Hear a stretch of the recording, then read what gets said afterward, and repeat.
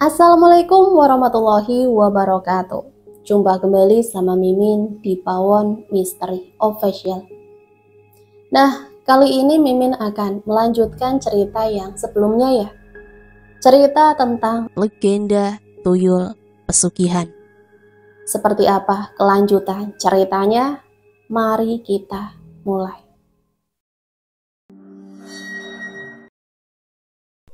Jin, terima kasih ya, kamu sudah mau menemaniku di sini. Kalau bukan karenamu, mungkin aku entah jadi apa.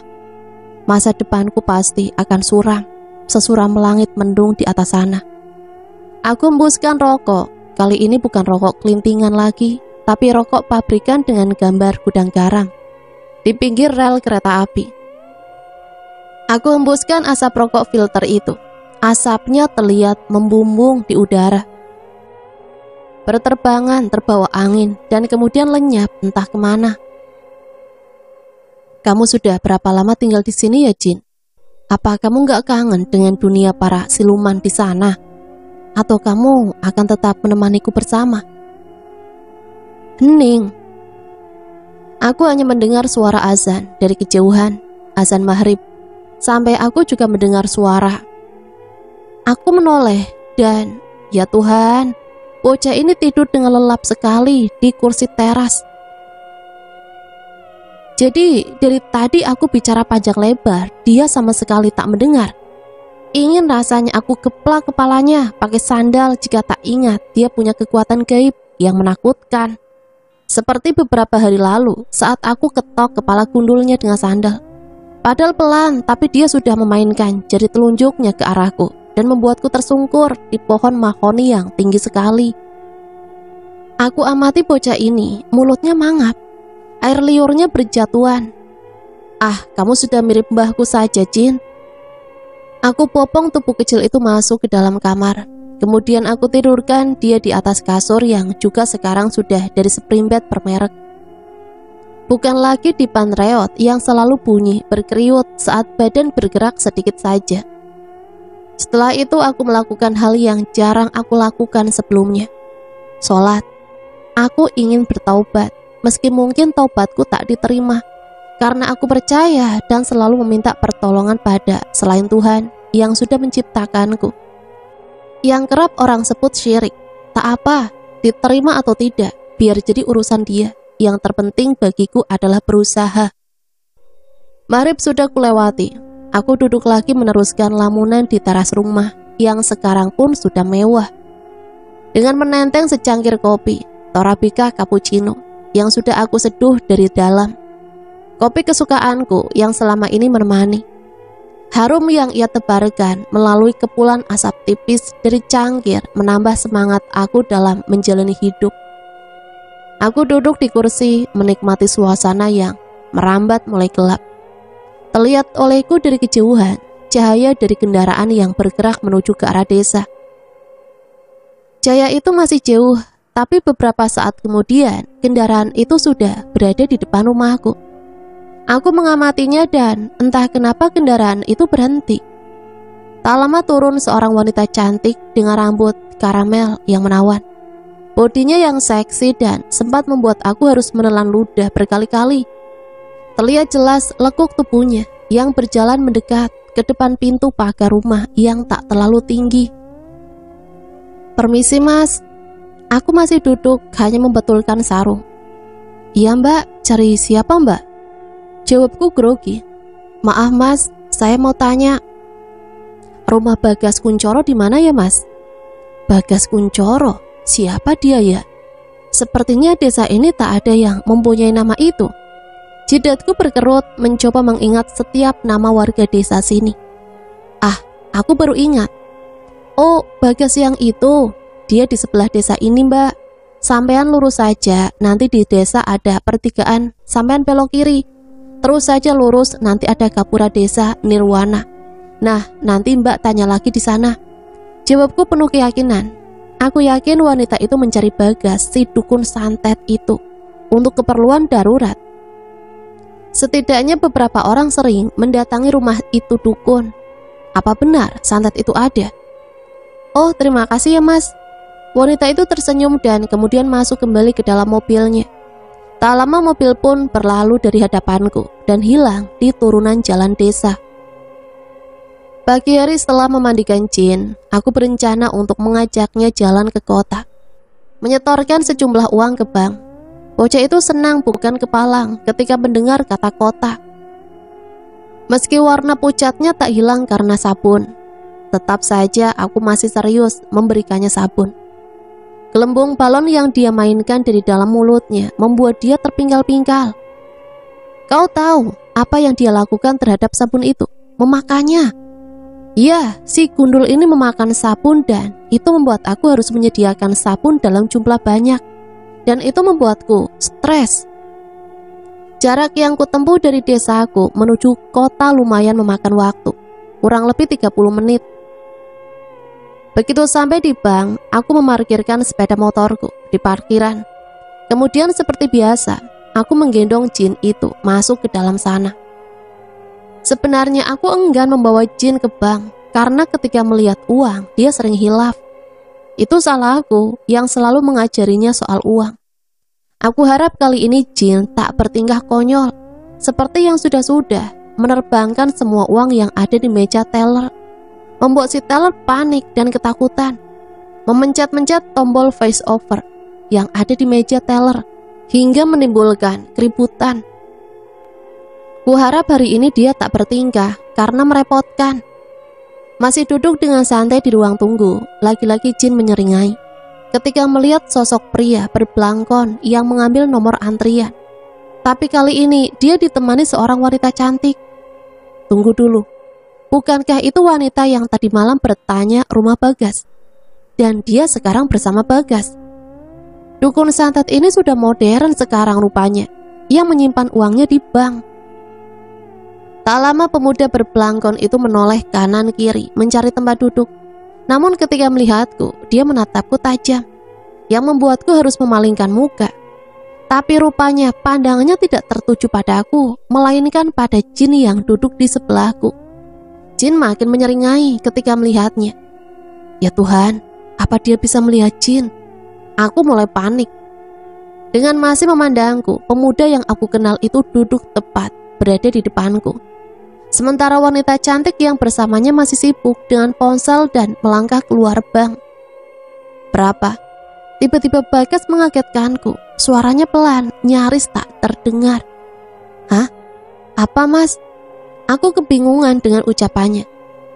Berapa tuyul yang ada di sampingmu itu kamu jual? Astaga, benar. Dia bisa melihat Jin. Ya Tuhan, aku makin panik. Aku tidak menjualnya. Jawabku pelan. Oh. Bagas memalingkan muka, namun sesekali dia melirik ke arah Jin dengan senyuman yang menakutkan. Aku bergeser pindah tempat duduk. Tak lama nomor antrianku pun terdengar. Aku bergegas maju ke teller dan menyerahkan sejumlah uang untuk aku simpan di sana. Jin kali ini aku gendeng, tapi entah kenapa dengan bocah ini, dia seperti tak bernyali berhadapan dengan Bagas. Dia ketakutan. Dia bergelayut di kakiku. Kurasakan tubuhnya gemetar. Setelah selesai bertransaksi, aku buru-buru keluar. Aku gendeng Jin dengan sedikit menyeretnya. Bocah itu masih memandangi Bagas, sementara Bagas pun tetap menatap Jin dengan tak berkedip. Aku menaikkan Jin di depanku. Aku melirik ke arah spion motor, berharap Bagas tak mengikutiku keluar. Sementara aku melihat wanita cantik itu masih sibuk menelpon seseorang. Dengan cepat setelah membayar parkir, aku berlalu meninggalkan bank itu. Malam itu aku melihat Jin gelisah. Sedari tadi dia diam. Sejak dia bertemu dengan si dukun santet itu, dia meringkuk di pojokan. Lalu aku mendekatinya. Kamu kenapa Jin? Aku duduk di lantai dan memegang siku dari tangan mungilnya. Lalu tiba-tiba dia menarik telapak tanganku. Dan aku pun dibawa entah kemana. Aku berada di kebun yang dulu pernah Jin tunjukkan padaku dalam perjalanan gaibnya. Dan aku juga melihat ayah Sriani membopong wanita yang tengah hamil. Kemudian ia melemparkan tubuh wanita yang sudah tak bernyawa itu masuk ke dalam sumur. Ayah Sri melangkah menemui satu laki-laki lagi yang belum terlihat jelas wajahnya olehku. Namun begitu lelaki itu membalikkan badan, jantungku berdegup kencang. Nafasku makin tak beraturan. Aku kenal wajah itu. Dia Bagas. Seketika aku terduduk lesu. Kali ini aku menghadapi masalah besar, berurusan dengan si dukun santet yang mampu melihat makhluk tak kasat mata. Aku yakin dia mempunyai peliharaan makhluk dari dunia lain, seperti aku memiliki jin. Dan yang aku takutkan sekarang, jika dia akan menggerakkan semua peliharaannya itu untuk datang menyerbu rumahku. Apa dia juga yang sudah membunuh ibumu? Dengan terbata aku melontarkan pertanyaan pada jin, dan bocah itu mengangguk. Tamat sudah riwayatku. Belum hilang rasa takut ini, tiba-tiba saja dari arah dapur aku mendengar suara besi berjatuhan, disusul dengan suara butiran pasir yang menghujani di atas genting rumah. Aku terkesiap, tak berani bergerak. Aku lihat jin pun sama. Ia merapatkan tubuhnya mendekat ke tubuhku. Bocah itu memelukku erat. Ketakutan sama seperti apa yang aku rasakan. Masih diam di dalam kamar dengan keringat dingin bercucuran. Laki-laki aku dikejutkan oleh suara lengkingan tawa perempuan yang seketika membuat tengkuku merinding hebat. Suara tawa itu dari samping rumah, kemudian berpindah, seakan entah apapun makhluk itu. Dia tengah memutari seluruh penjuru rumah. Lengkingan tawa terus saja terdengar, membuat aku dan jin ketakutan. Aku merapatkan diri di pojokan kamar. Aku pangku jin yang makin erat memeluk dan menyembunyikan kepalanya dalam dadaku. Ya Tuhan, kali ini aku butuh pertolonganmu. Gumamku dengan bibir bergetar. Masih dalam suasana mencekam dan dalam teror suara tawa yang tak berhenti. Tiba-tiba pintu kamar digedor dengan ritme membabi buta. Gagang pintu bergerak naik turun dengan cepat, disusul gedoran pintu bertalu-talu. Pintu yang terbuat dari kayu jati itu bergetar, seakan apapun makhluk yang berada di balik pintu kamarku itu tengah berusaha dengan sekuat tenaga untuk mendobrak. Aku pejamkan mata dan kusembunyikan wajahku di balik lengan, serta aku makin mengeratkan pelukanku pada bocah yang tubuhnya gemetaran dan makin ketakutan. Tak lama kemudian, pintu kamar kurasa terbuka. Pintu terbuka, sementara aku dan jin masih ketakutan. Perlahan aku membuka kedua mata dan menoleh ke arah pintu. Dalam terang lampu kamar, aku melihat sosok bergaun putih kotor, tanpa kepala, sudah berdiri. Gaunnya yang menjuntai hingga menutupi telapak kakinya terlihat berayun di atas lantai keramik, yang membuatku bergidik ngeri ketika aku melihat ia mencengkram rambut dari kepala manusia. Mulutnya terbuka, sementara kedua matanya melotot tak berkedip. Bibirku tak bisa berteriak, bergetar menahan takut yang kian menjadi. Belum lagi ketika aku melihat banyak sosok lain yang berdiri di belakangnya. Makhluk-makhluk terbungkus kain kafan, kusam, penuh bercak nanah dan darah berjejer di belakang makhluk tanpa kepala. Wajah mereka hitaman dengan kelopak mata yang bolong. Aku merasakan jin ketakutan luar biasa, begitupun juga aku. Dengan sedikit keberanian, aku mengguncang-guncang tubuh jin yang makin erat memelukku. Jin, lakukan sesuatu, jin, kataku dengan gemetaran, sementara aku masih berusaha mengguncang tubuh jin yang tak mau lepas dari pelukanku. Jin, lakukan sesuatu, seruku lagi ketika melihat sosok tanpa kepala itu perlahan melayang mendekat ke arah kami. Jin! Aku berteriak, lalu aku merenggangkan tubuh jin dari tubuhku. Jin, mereka dari golonganmu, mereka semua dari bangsamu. Aku mencoba memegang kedua pipi jin, sementara kedua mata bocah itu masih memejam rapat. Bicaralah dengan mereka, apa yang mereka inginkan, Jin. Berkomunikasilah dengan mereka. Pintaku memelas, yang membuat mata jin perlahan terbuka. Tolong bicaralah dengan mereka. Hanya kamu yang tahu dan mengerti, Jin. Pintaku memohon. Aku mencoba untuk tetap tersadar dan sekuat tenaga untuk tidak pingsan. Aku merasakan Jin bergerak perlahan. Ia berdiri dan kemudian membalikkan badan, bertatap muka dengan semua makhluk menyeramkan yang sekarang sudah memenuhi seluruh isi kamar.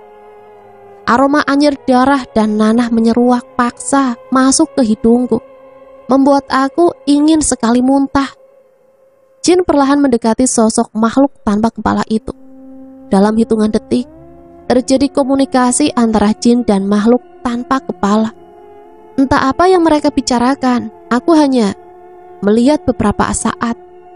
Makhluk tanpa kepala itu membalikkan tubuhnya dan melayang perlahan keluar, diikuti oleh pocong-pocong menyeramkan. Setelah makhluk peliharaan Bagas itu keluar, tak ada yang tersisa di kamar. Tiba-tiba pintu kamar menutup dengan keras. Seketika suasana hening. Aku mendengar kembali suara cangkrik yang berada di kebun samping kamarku. Astagfirullahaladzim. Aku menarik nafasku dalam-dalam, mencoba mengatur deru nafas yang tadi memburu.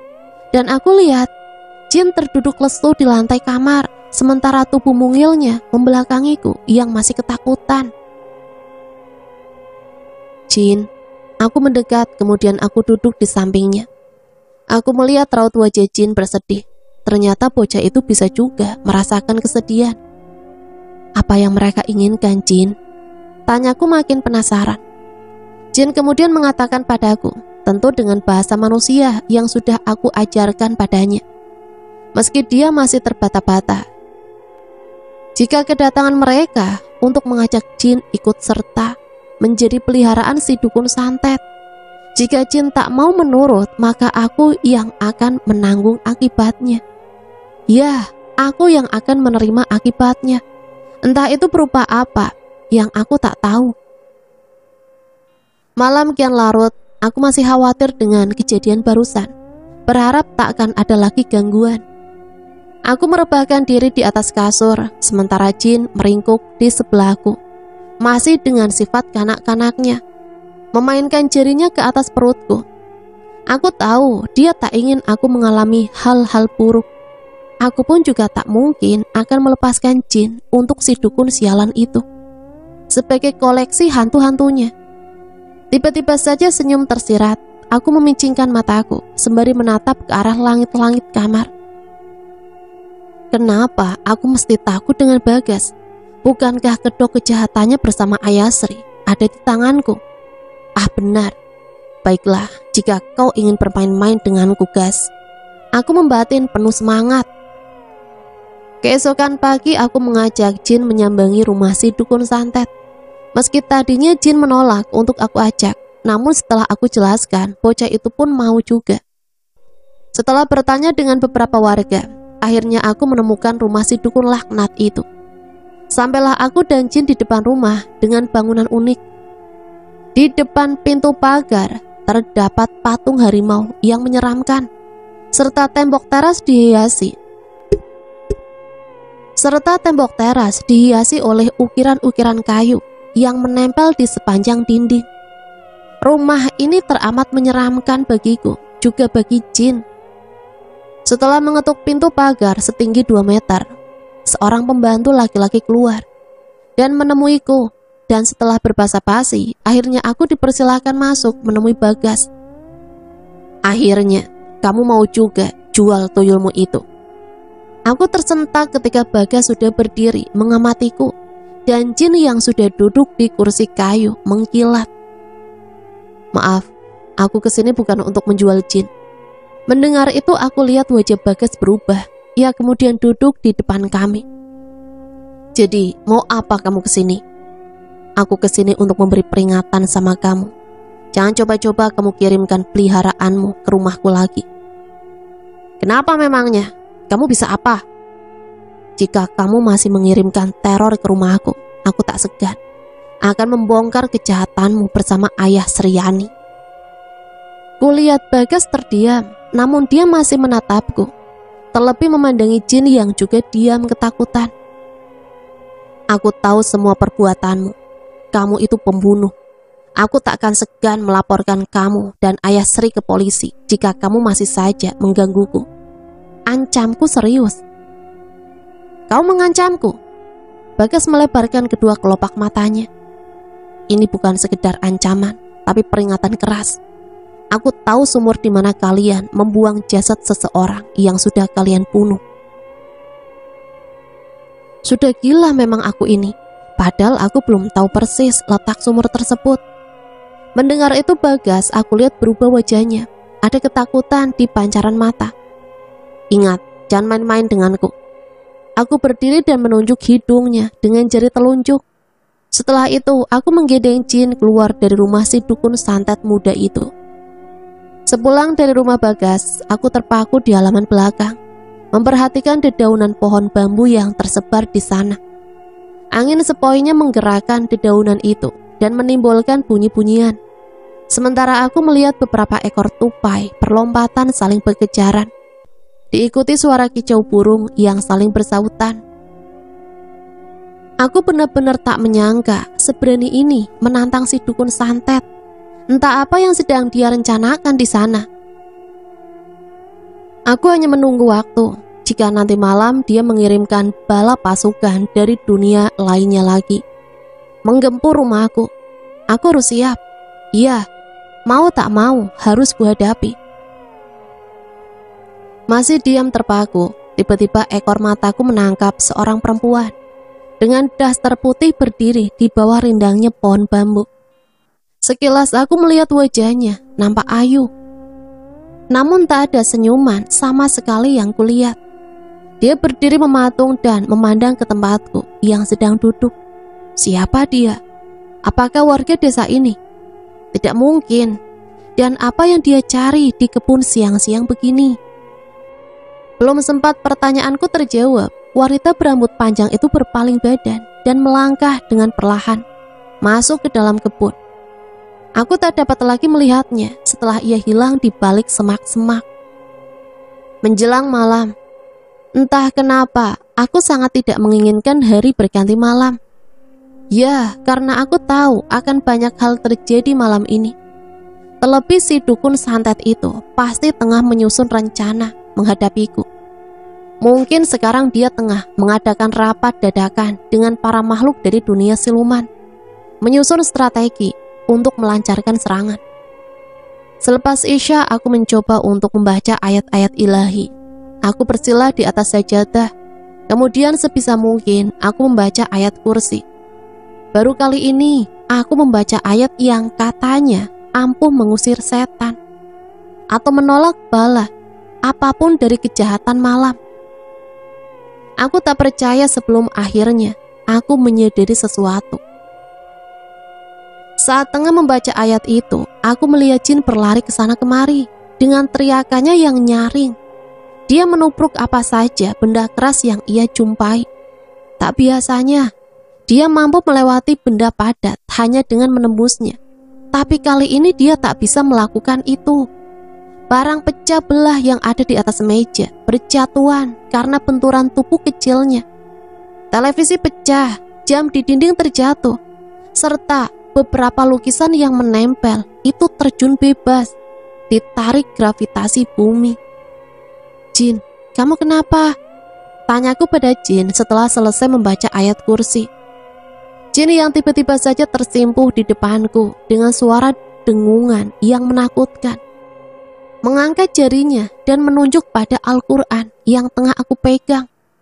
Kenapa dengan Al-Quran ini? Mulutnya menyeringai, diikuti dengan menarik tubuhnya menjauh dariku saat aku mendekatkan kitab Al-Quran di hadapannya. Rupanya jin takut dengan Al-Quran. Benarkah? Aku meletakkan Al-Quran itu di lemari kamar di antara koleksi buku-buku Al-Quran. Ini sebelumnya tak pernah ada di rumahku. Aku membelinya dari toko buku hanya sekedar ingin sekali membacanya. Pantas saja aku tadi sore melihat jin tak berani mendekatiku. Saat aku pulang, rupanya dia takut dengan Al-Quran ini. Baiklah, aku menemukan satu titik terang, solusi untuk menghadapi masalahku dengan dunia hantu. Jin memelukku erat. Dia mengatakan untuk tidak membaca ayat apapun itu dalam Al-Quran. Namun aku menolak. Aku mengatakan padanya dengan pelan-pelan agar dia mengerti dan paham. Jin, kamu itu adalah makhluk ciptaan dari yang menciptakan aku dan Al-Quran itu. Kenapa kamu takut dengan bacaan di dalamnya? Jika kamu merasakan panas dalam tubuhmu, itu berarti kamu tak ada iman. Gila memang aku, mana mungkin hantu punya iman. Jin makin erat memelukku. Aku mendengar isak tangisnya yang menjadi. Entah apa yang dia rasa. Apakah mungkin juga dia merasakan sesuatu? Apakah dia juga punya hati? Aku pun memeluk tubuhnya erat. Maafkan aku, Jin. Tiba-tiba aku terjaga dari tidur malamku ketika aku merasakan ada sesuatu dalam perutku yang berbunyi kemerucuk. Aku mengangkat kepalaku. Kubuka baju dan kuamati perutnya yang makin berbunyi keras. Aku membangunkan Jin yang meringkuk di sebelahku. Jin, panggilku. Jin terjaga, dia duduk di sampingku dan memperhatikan aku yang mulai meringis kesakitan. Ya, tiba-tiba saja sakit langsung kurasakan dari dalam perutku. Sakit bukan main aku rasa. Sepertinya usus besar dalam perutku itu robek dengan paksa, dicapik-capik oleh benda tajam, seperti luka menganga yang disiram air panas. Perih dan sakit sekali. Aku pegangi perutku ini. Aku berguling ke sana kemari, menahan sakit yang tiada terkira, melebihi sakit perut biasanya. Samar aku lihat Jin ketakutan. Dia berlari ke belakang dan mengambilkan aku segelas minuman. Tapi aku tak menghiraukan. Aku hanya merasakan sakit yang makin membuat nafasku berat. Tiba-tiba aku merasakan sesuatu dalam perutku yang ingin sekali keluar. Dan aku merangkak ke pinggiran tempat tidur. Kemudian dari mulutku, aku muntahkan cairan merah kental, darah. Darah segar menghambur dari mulut. Seketika lantai putih berubah warna menjadi merah. Masih menahan rasa sakit ini, sekilas aku melihat beberapa benda tajam yang ada dalam darah segar yang keluar dari mulutku. Dengan gemetaran dan sakit yang tak karuan, aku mengambil benda tajam lain. Mataku terbelalak. Seketika, ketika di jariku, sebuah silet aku pegang. Silet itu keluar dari dalam perutku. Aku buang silet yang memerah bercampur darah itu. Kemudian aku mengambil lagi benda tajam lainnya. Kali ini paku. Paku ukuran kecil, berserak, bercampur darah. Dan apa itu? Masih dengan tangan gemetar, aku mengambil benda berkilauan yang berpancar sinar lampu kamar. Ya Tuhan, beling. Ini pecahan beling. Siapa yang melakukan ini? Aku berteriak makin menjadi, disusul semburan darah berikutnya keluar dari mulut. Seketika baju dan spray memerah terkena tumpahan darah.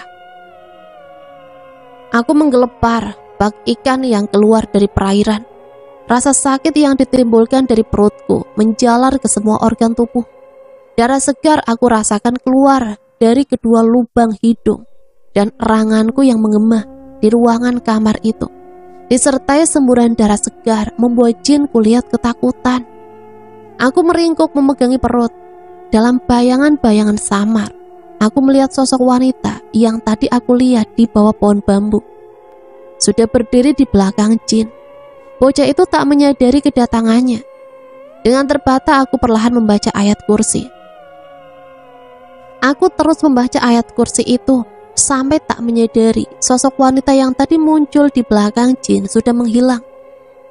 Dalam lantunan ayat-ayat kursi, aku samar melihat Jin bergetar hebat. Tubuh mungil itu mengejang dahsyat. Getaran tubuhnya aku rasa bagai gempa bumi yang mengguncang tempat tidur. Tempat tidurku berguncang dan kulihat Jin mengalami hal aneh yang tak pernah kulihat sebelumnya.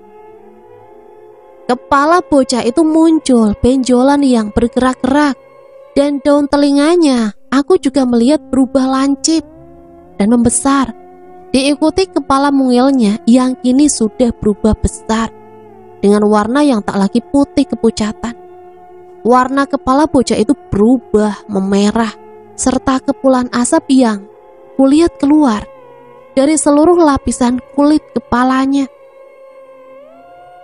Warna merah menyala seperti bara api itu menjalar ke seluruh tubuh mungilnya yang juga ikut berubah membesar. Sekarang nampak jelas di mataku. Jin berubah bentuk, tubuhnya besar seukuranku. Kepalanya juga mengeluarkan 2 tanduk di pelipis kanan dan kiri. Perutnya membuncit dan giginya pun mengeluarkan taring lancip seperti ular. Aku ketakutan dalam kesakitan. Ditambah kedua matanya berubah besar dan menonjol seperti ingin keluar. Hingga tiba-tiba dia lenyap. Kupanggil Jin dengan suaraku yang lirih. Entah di mana dia sekarang. Nafasku makin sesak, seraya sulit sekali oksigen itu aku hirup. Namun dapat kurasakan, perlahan rasa sakit itu mulai menghilang. Kekuatan entah apa itu tiba-tiba saja sirna. Rasa sakit dalam perutku tak lagi aku rasa, namun aku masih merasakan sisa darah keluar dari lubang hidung. Perlahan aku bergerak, duduk. Aku melongokkan kepala ke bawah tempat tidurku. Di sana aku masih mendapati bekas darah kental. Juga diseprai dan bajuku. Ya Tuhan, inikah teluh? Beberapa saat kemudian, Jin muncul di depanku. Masih dengan bentuk tubuhnya yang berubah mengerikan. Aku mencoba memegangnya ketika dia akan roboh. Namun telapak tanganku seakan memegang bara api yang sangat panas, yang dengan seketika aku lepaskan peganganku. Panas sekali badanmu. Apa yang terjadi denganmu, Jin? Kataku lirih, sambil aku kibaskan kedua telapak tanganku yang panas seakan terbakar. Aku menjauhi tubuh Jin yang seketika membuat spray di bawah tubuh Jin seperti hangus terbakar. Begitu juga dengan Springbed yang juga ikut mengempes. Perlahan tubuhnya kembali, dia berubah menjadi sosok imut yang aku kenal. Jin, seruku, namun aku masih belum berani mendekat. Malam itu aku membersihkan tumpahan darah yang keluar dari perutku. Siapapun yang melakukan ini padaku, aku tak akan memaafkan. Aku mengeram ketika aku mengepel bekas darah. Biadab. Dendam seketika menguasai seluruh rongga kepala. Aku akan membuat perhitungan denganmu. Tiba-tiba saja satu wajah terlintas dalam benakku. Bagas. Pasti dia yang melakukan ini. Siapa lagi?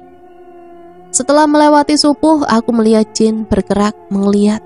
Seketika ia duduk dan memandangku dengan mata berkaca-kaca. Apa yang terjadi denganmu, Jin? Seperti biasa, dia memegang kedua telapak tanganku dan aku pun dibawanya berselancar di dunia gaib. Aku sudah berdiri di sebuah ruangan mirip kamar dengan lampu remang dari cahaya sebuah lilin yang bergoyang di atas sebuah sesajen. Sementara itu, aku juga melihat seorang pemuda duduk bersila di depan lilin itu. Dia bertelanjang dada. Aku bergerak ingin melihat siapa pemuda ini, dan aku pun terkejut ketika aku mengenalinya. Dia Bagas. Parat, teriakku sambil menendang tubuhnya. Tapi sayang, tubuh itu tak bisa aku raih. Masih terpaku dengan apa yang dia lakukan, aku lihat dia membuka mata dan mengambil satu helai rambut. Entah rambut siapa. Kemudian rambut itu ia masukkan ke dalam tungku kecil, tempat pembakaran kemenyan. Seketika rambut itu berasap dan asap mengepul ke seluruh ruangan kamar. Tangannya perlahan mengambil sebuah boneka kecil menyerupai manusia. Dipegangnya dengan tangan kiri. Lalu tangan kanannya mengambil sebuah beling berkilauan yang ada di tempat sesajen. Beling itu dia tancapkan ke atas perut boneka manusia kecil yang dia pegang. Sementara aku lihat mulutnya berkomat kamit, entah apa yang dia baca. Setelah puas memainkan beling, dia mengambil sebuah silet tajam dan menyayat-nyayat di perut boneka. Diikuti kemudian paku kecil, dia tusukkan juga. Jadi rupanya benar, dia yang sudah meneluhku. Aku mengeram. Ingin sekali aku mengajak duel sekarang, tapi aku tak bisa. Setiap kali aku menyentuh tubuh Bagas, ia tak bisa aku raih. Tanganku menembusnya. Tiba-tiba entah dari mana datangnya sosok makhluk bertubuh besar dengan warna kemerahan dan bertanduk muncul di ujung ruangan kamar. Dan aku yakin itu adalah jin yang sudah berubah bentuk. Makhluk menyeramkan itu berjalan dengan cepat mendekati Bagas. Kemudian dia mulai mengobrak-abrik tempat sesajen itu. Melihat itu nampak olehku, Bagas ketakutan. Dia mundur dari bersilahnya hingga tubuhnya terpojok dengan dinding kamar. Makhluk kemerahan itu berjalan mendekati Bagas. Ia mencengkram leher Bagas dan melempar tubuhnya hingga membentur dinding. Bagas aku lihat pingsan seketika. Kemudian makhluk bertubuh merah itu hilang. Aku tersentak lagi ketika jin melepaskan pegangan tangannya. Jin, kamu menyelamatkan nyawaku. Kak, kamu. Tak bisa aku tahan air mataku ini. Dengan segera aku memeluk tubuh mungil yang kini duduk menunduk di hadapanku. Terima kasih Jin, terima kasih. Masih dalam keadaan kurang istirahat. Pagi itu di jam 9 lewat, aku meminta Jin membersihkan benda-benda perabotan yang berserakan dengan sekali sapuan jarinya. Ruangan yang tadinya berantakan kini sudah kembali. Sementara itu aku melihat Jin masih dengan muka yang sama, menggemaskan, seolah tak terjadi apa-apa. Aku kemudian memanggil Jin dan menyuruhnya untuk duduk. Jin, aku ingin sekali balas dendam, tapi kamu tahu kan, aku tak ada nyali untuk melakukan itu. Jin aku lihat masih meringis, deretan gigi hitamnya masih saja terlihat meski sebagian merek pasta gigi sudah aku berikan. Membawanya ke dokter gigi, jelas tak mungkin, gila saja membawanya ke sana. Bisakah kamu masuk ke dalam tubuhku Jin dan memberi sedikit keberanian untukku? Aku lihat Jin mengangguk. Apa maksudnya? Bisakah? Semuanya terjawab saat tubuhnya kemudian bergerak masuk ke dalam tubuhku. Aku melongo seketika sampai aku merasakan tubuhku gemetaran hebat. Suaraku melengking seketika, menggema. Aku merasakan denyut nadiku berdenyut kuat, jantungku berdebar cepat. Aliran darah di sekujur tubuhku seakan mengalir deras, bagai air terjun. Seketika aku rasakan adrenalinku naik. Aku sama sekali tak merasa takut. Secepatnya aku sambar kunci motor dan langsung hengkang dari rumah. Di kepalaku sudah bercokol, balas dendam. Sesampainya di depan rumah Bagas, aku langsung mendobrak pagar rumahnya yang tertutup. Dengan sekali tendang, pagar itu lepas dan roboh. Dicegah oleh pembantunya, aku cengkram tubuh lelaki kekar itu dengan menyeringai. Aku berteriak di depan wajahnya yang ketakutan. Jangan halangi aku. Sekali hempas, tubuh itu kulempar dengan sangat ringan. Ia terpelanting dan jatuh di atas rumput halaman. Bagas yang tengah duduk di depan teras seketika berlari masuk ke dalam rumah. Aku tak ingin buruanku lepas. Aku ikuti dia dan kudobrak lagi pintu rumahnya yang kokoh. Pintu langsung copot dari tempatnya. Sementara aku lihat musuhku berdiri ketakutan menyambut. Mau apa kamu? Serunya, dan dia terpojok di ujung tembok sebelum sempat lari lagi. Bajingan! Lagi-lagi aku menyeringai dan dengan segera aku cekik lehernya. Aku remat leher jangkung itu. Bunyi gemerutukan tulang dapat aku rasakan di telapak tangan. Bagas memegangi tanganku, berusaha melepaskan cekikan, tapi tenaganya sama sekali tak berguna. Nafasnya yang kulihat mulai tersenggal. Lalu aku lempar tubuhnya itu dengan kuat. Tubuhnya membentur lemari besar, tersungkur di lantai. Namun dia lekas berdiri dan mengambil sebuah benda tajam, seperti samurai yang menempel di dinding. Namun belum sampai tangannya meraih senjata tajam, aku sudah mencekik tengkuknya. Aku tak peduli ketika dia memegang tanganku. Aku angkat tubuh itu dan kubanting di atas meja kaca. Meja dari kaca tebal itu pecah seketika ketika tubuh Bagas terjatuh di atasnya. pemuda laknat itu merangkak lagi. Dia mencoba mengambil pecahan kaca. Namun aku cepat-cepat menginjak telapak tangannya dengan kakiku. Kaki yang sudah bersepatu. Teriakan kesakitan Bagas memegangi kakiku. Tapi aku makin menjadi.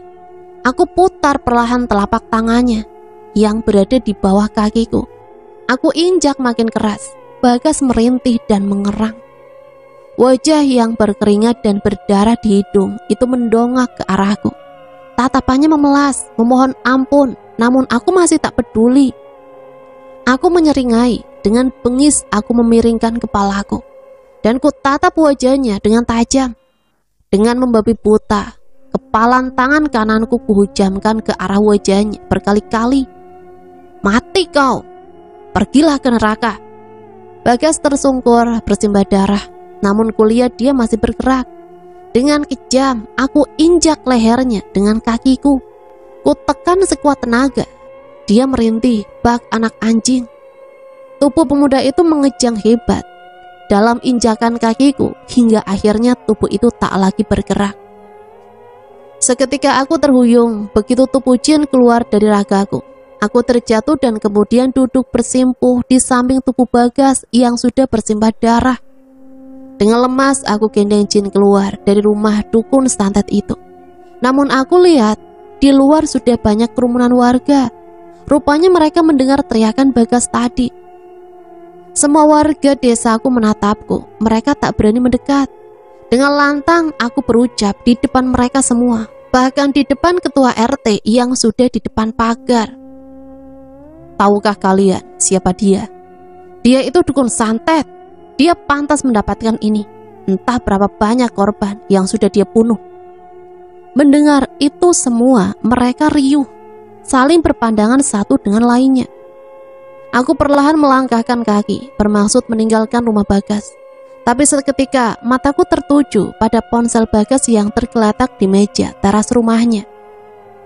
Perlahan aku ambil ponsel itu, dan seketika layar ponsel menyala ketika aku sentuh permukaan layar. Aku melihat beberapa pesan masuk di WA yang sudah terbuka, hingga aku menemukan satu buah pesan yang Bagas tulis pada seorang wanita yang memiliki nama Anggraini. Suamimu tak bisa aku santet, dia orang baik dan dilindungi dari doa yang entah dari mana. Kemungkinan santet itu akan terarah padamu. Pesan itu aku lihat dia kirim tadi malam dan sudah terbaca, namun tak ada balasan. Kuangkat alisku, ini akan jadi bukti kuat nanti di mata hukum atas kejahatanmu Bagas. Aku pun menggendong jin dan meninggalkan rumah dukun santet itu, diiringi tatapan semua warga yang melihatku keluar dari pagar. Aku tak peduli jika aku akan berurusan dengan polisi. 3 bulan kemudian, genap 3 bulan sudah aku menjadi buronan polisi. Aku kabur dari rumah setelah ku habisi Bagas, si dukun santet, dan sekarang aku menetap sementara di suatu daerah yang sangat asing bagiku. Jin juga aku bawa ikut serta dalam pelarian. Kasihan bocah pelontos itu. Dia harus beradaptasi dengan lingkungan baru yang tak bersahabat dengannya. Seperti saat dia bermain di rumah kosong, selalu penghuni rumah angker itu berdatangan menemui jin yang tak lain adalah rumah kontrakanku. Alhasil rumah kontrakan tiap malam ramai suara gelak cekikikan dari makhluk-makhluk kasat mata. Dan setelah itu jin nampak murung. Mungkin ada pembulian di kalangan mereka, mungkin. Malam Jumat Kliwon aku mengajak jin berjalan-jalan di pasar malam yang sudah menjadi tradisi di kota baruku ini. Di alun-alun kota yang sudah padat oleh manusia yang memburu barang murah termasuk aku. Aku menggendong jin yang kulihat sangat gembira. Sesekali dia menggoda beberapa anak kecil yang tengah berjalan dengan orang tuanya dan membuat si balita menangis sesegukan. Tak ayal aku yang menjadi bahan pelototan orang tuanya. Beberapa saat aku ikut berdesakan di antara kerumunan orang yang mengerubuti pedagang kaos murah. Aku penasaran saja dengan banyaknya minat para pembeli. Aku pikir pasti baju yang dia jual bagus-bagus. Saat aku sedang memilih-milih baju, tiba-tiba salah satu baju yang sedang aku pegang terjatuh. Bergegas aku mengambil baju itu. Tapi pada saat aku membungkukkan badan hendak mengambil salah satu baju yang jatuh, kedua mataku sempat memperhatikan kaki orang-orang yang lalu lalang. Dan aku terkesiap ketika melihat kaki-kaki mereka tidak menapak ke tanah. Aku segera berdiri dan mengamati sekitar. Mungkin hanya perasaanku saja, batinku. Kemudian aku mengulangi membungkuk untuk memastikan jika aku memang salah lihat. Tapi ternyata tidak semua pengunjung pasar malam ini. Kaki mereka tidak nampak tanah, mereka melayang. Iya, melayang. Seketika aku merasa ada yang tak beres dengan pasar ini, dan aku langsung mencari-cari jin. Tapi bocah itu tak ada di sampingku. Kemana dia? Masih berdesakan dengan entah makhluk apa mereka ini. Aku melihat jin berlari-lari dengan seorang bocah lain yang bentuk tubuhnya sama persis dengan dia. Kepalanya botak, tak memiliki rambut. Hanya saja kulihat memiliki wajah yang berbeda dengan jin. Di dahinya ada satu tanduk kecil, mungkin itu antena. Saat aku mendekati jin, aku mengajak dia pulang secepatnya. Aku samar-samar mendengar suara isak tangis, entah dari mana itu. Seperti isak tangis dua orang. Dan suara itu aku dengar berasal dari balik pohon beringin besar yang ada di tengah alun-alun. Melewati kerumunan orang-orang, aku mendekat ke arah jin dan menarik tangan tuyul itu menuju ke arah pohon beringin. Setelah dekat, aku melihat dua gadis remaja yang tengah duduk saling merapat diri dan masing-masing memeluk lutut mereka. Begitu salah satu remaja putri itu melihatku, dia mundur menjauh, disusul dengan pandangan gadis remaja satunya. Ia pun ikut mundur dan kulihat mereka ketakutan. "Kalian ngapain di sini?" kataku pada dua gadis remaja itu. Sekilas mereka mengamatiku dari ujung rambut hingga telapak kaki. Begitu mereka melihat sepatuku, mereka langsung menghambur memeluk. "Mas, tolong kami." "Iya mas, tolong kami terjebak di pasar setan ini." Aku yang melongo atas tingkah mereka, seketika ikut mengamati sekeliling. "Pasar setan?" sergahku. Iya mas nggak lihat mereka semua melayang dan nggak nginjak tanah?" "Iya, aku memang melihatnya. Namun aku masih belum percaya sebelum aku melihat jin bersama dengan teman barunya ini." Aku menatap jin, kemudian aku berjongkok dan memegang kedua bahu tuyul itu. "Jin, benarkah ini semua makhluk duniamu?" Jin mengangguk, sementara aku berbicara dengan jin. Aku sampai tidak memperhatikan kedua remaja yang berdiri di belakangku ini melongo, saling berpandangan. Mas ngobrol sama siapa?"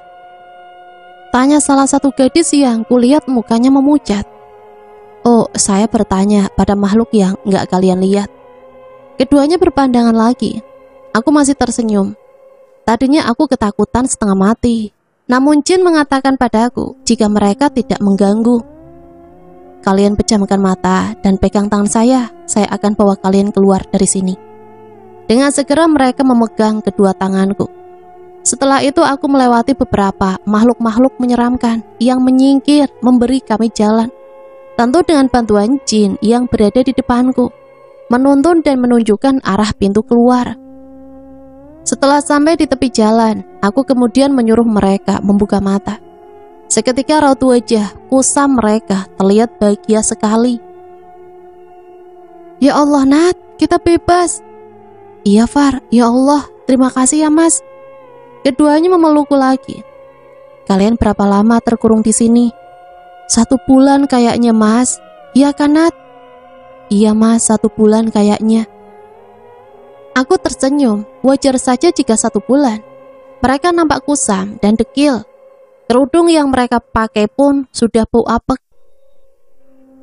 "Kalian sudah seperti orang gila, wajah kusam, baju bau apek, dan kalian pasti lapar kan?"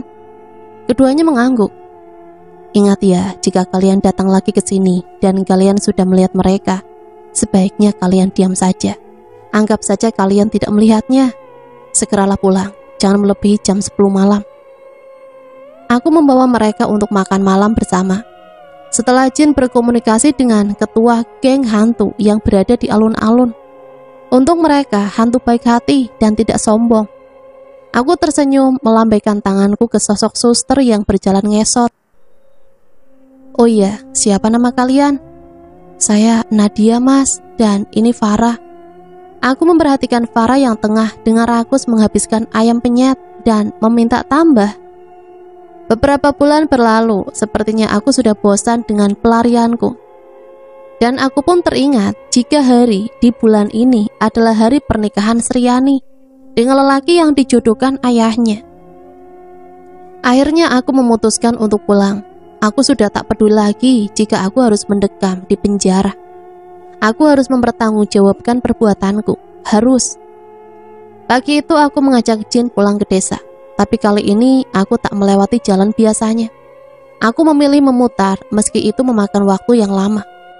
Aku hanya ingin melihat Sriani berijab kabul keesokan harinya. Hanya itu.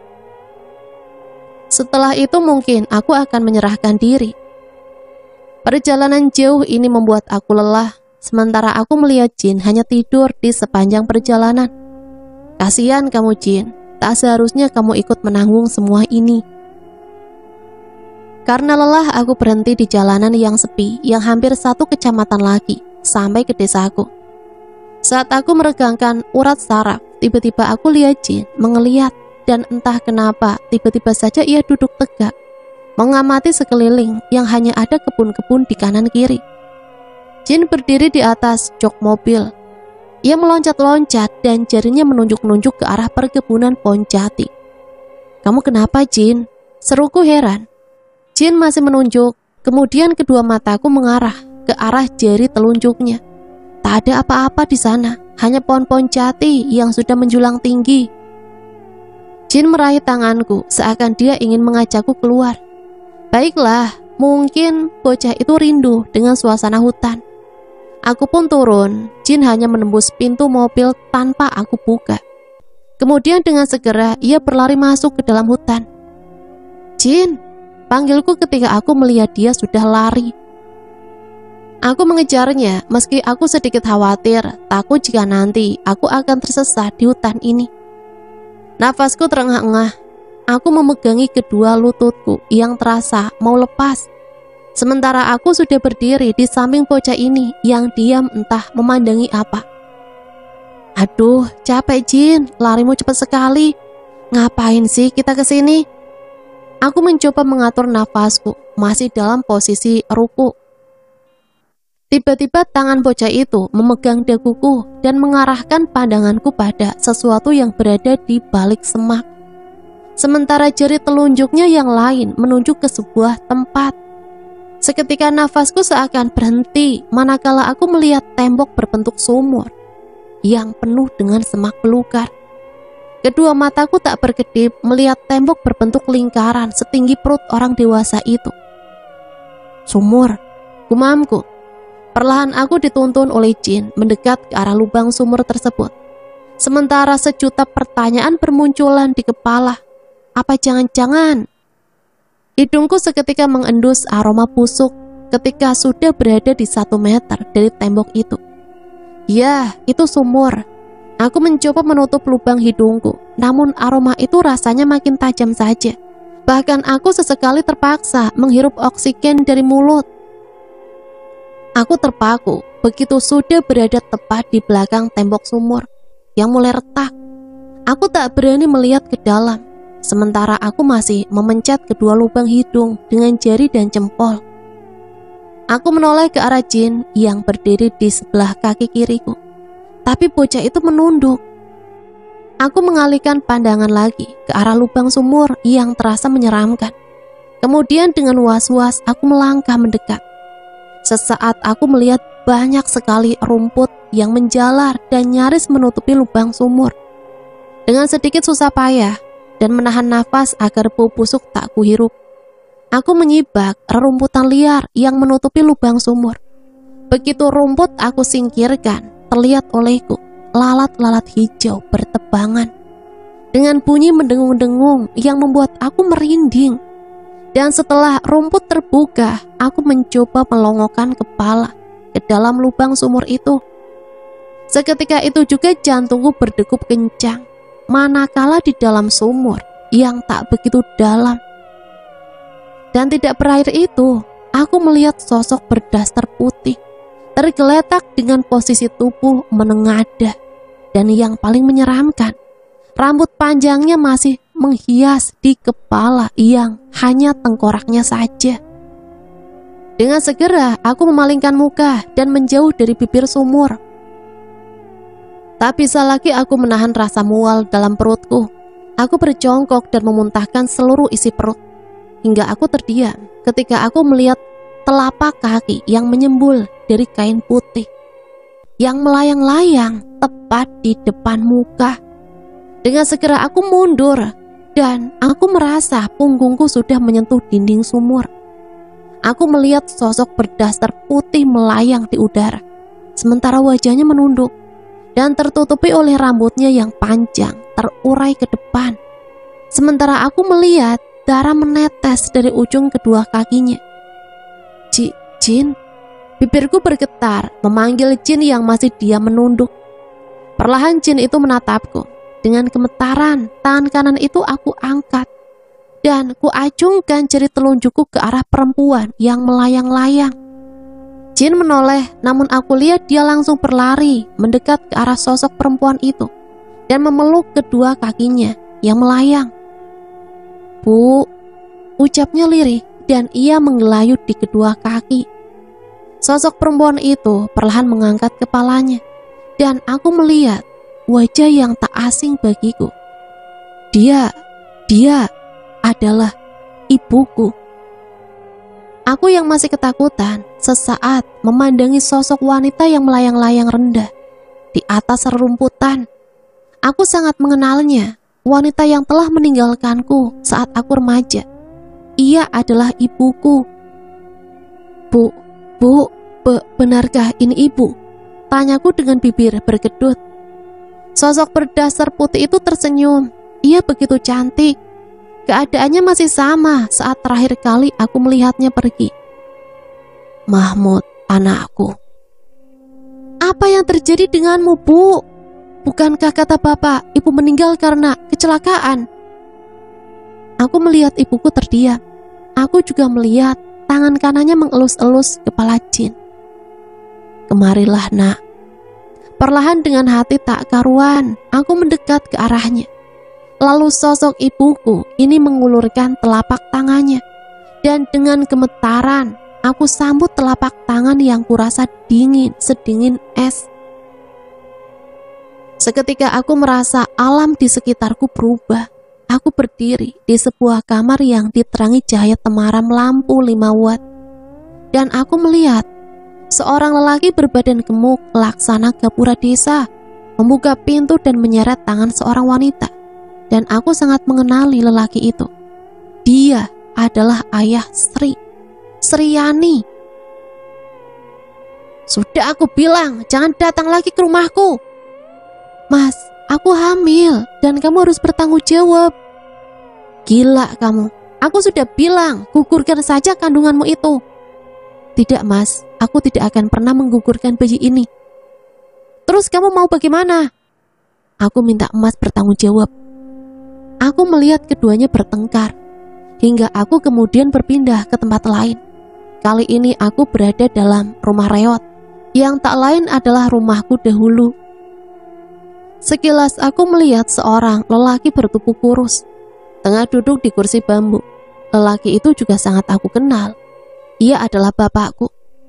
Tak lama masuk ibuku dari pintu depan. Kemudian entah apa yang terjadi. Wanita yang melahirkanku itu berteriak ke arah bapak yang tengah membuat tempat nasi dari anyaman bambu. "Mas, aku mau cerai." Bapak aku lihat menghentikan anyamannya dan dengan tenang bapak menyuruh ibuku untuk duduk. "Kamu itu kenapa toh, Bu? Apa ndak bisa bicara baik-baik?" "Tidak, pokoknya aku minta cerai." Mula-mula bapak masih terlihat tenang. Namun seketika bapak murka ketika mendengar kata-kata yang terlontar dari ibuku. "Aku bukan istri yang baik, Mas. Aku sudah selingkuh di belakangmu dan sekarang aku hamil, Mas." Bapak berdiri dan dengan geram bapak menampar wajah ibu, membuat ibuku menangis. "Ya Tuhan, jantungku berdegup makin tak karuan ketika menyaksikan itu semua. Lalu tiba-tiba muncul seorang bocah laki-laki remaja masuk dalam seragam SMP-nya. Dia adalah aku.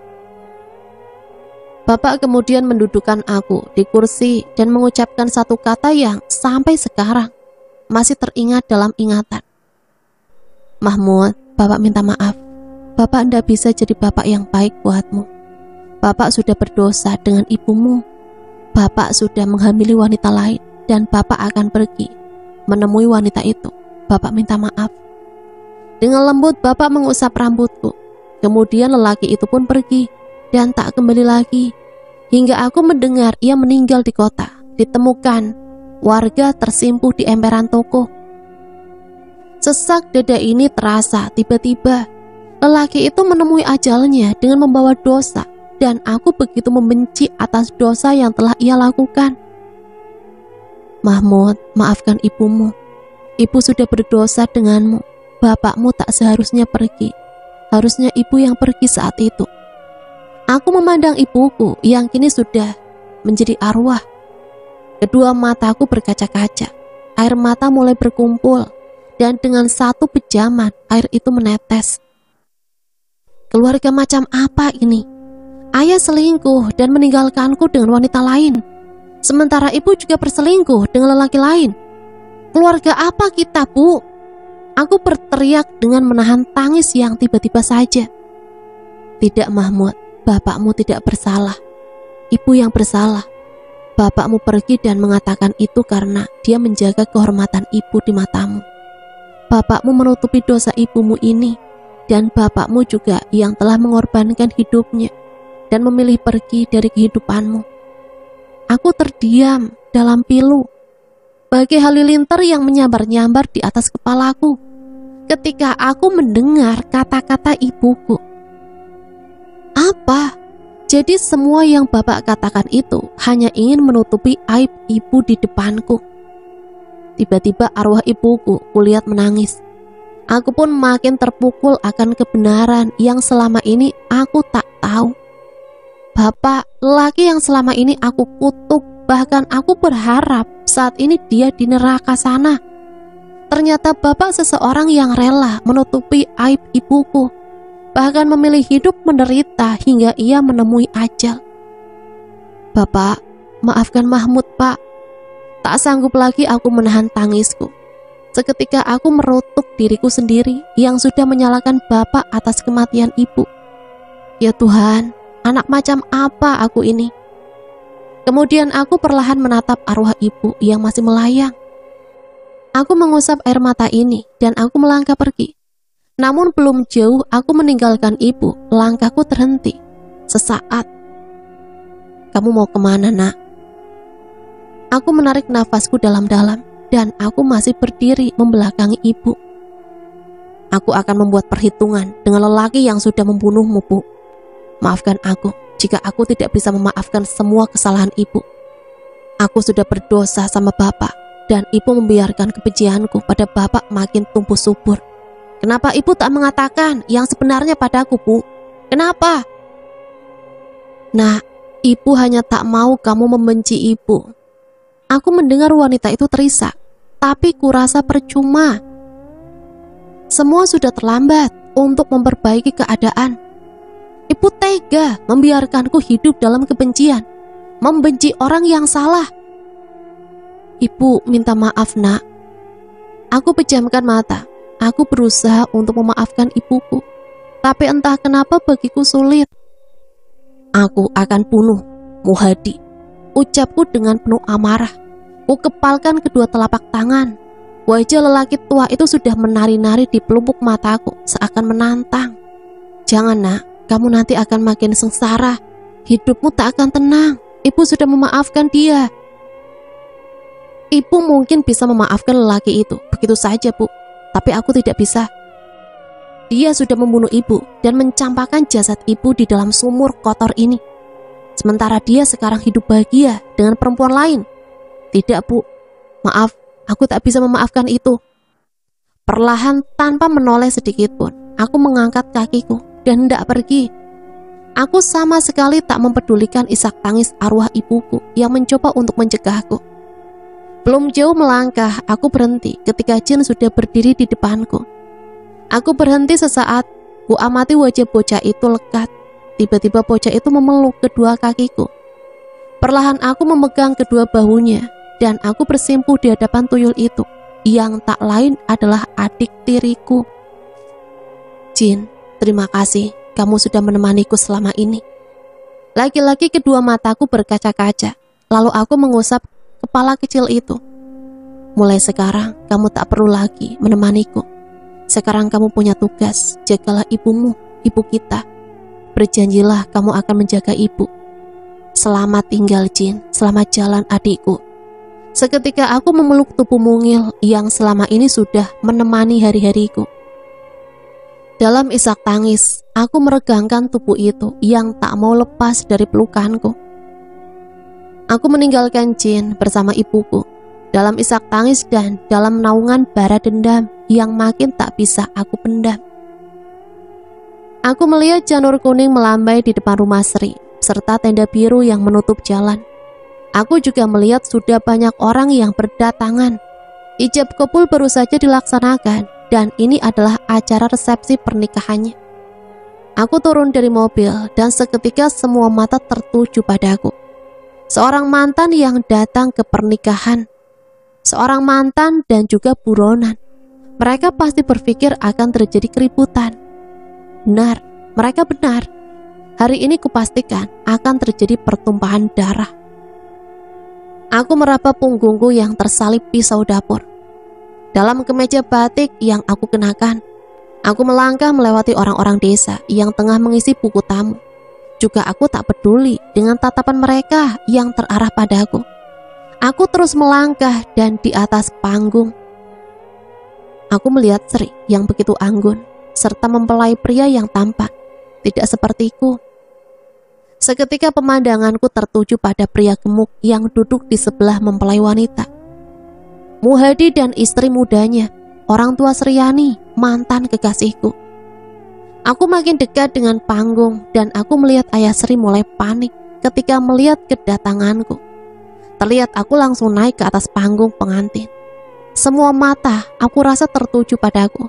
Dan ketika aku sudah naik ke atas panggung, dengan beringas, aku langsung mengeluarkan pisau yang tersalip di belakang punggung. Beberapa orang yang melihat aku mengeluarkan senjata tajam, mereka berteriak histeris. Aku pun secepat kilat melesat menubruk ayah Sri yang akan berdiri menghindariku.